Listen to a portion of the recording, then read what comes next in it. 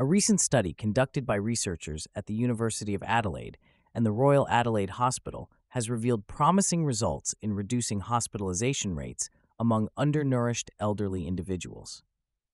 The year-long study involved 50 participants over the age of 65 who were experiencing malnutrition. As people age, their appetite often decreases, leading to a condition sometimes referred to as old age anorexia. This can result in reduced muscle mass, bone density, and overall strength, which can be difficult to reverse once it reaches an advanced stage. The researchers investigated whether providing protein-rich meal replacements and testosterone supplements could help address this issue.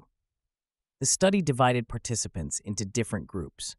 Some received only dietary advice, while others were given a protein-rich meal replacement drink containing 18% protein. Another group received testosterone supplements, and a final group received both the meal replacement and testosterone supplements. The results were striking.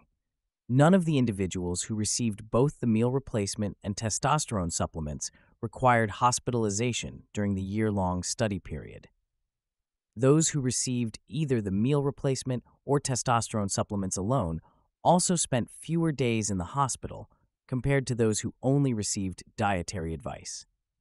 While these findings are encouraging, the researchers emphasized the need for further studies with larger participant groups. They also noted some side effects from the testosterone treatment, including increased hair growth in 2 women, nausea in 4 participants, and elevated PSA levels in 1 man, which normalized after adjusting the dosage.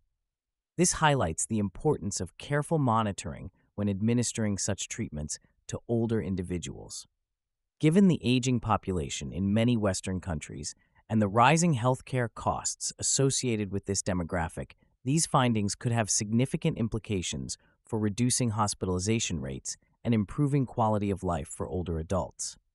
However, it is important to note that any new treatments or interventions should be thoroughly tested and implemented under professional medical supervision.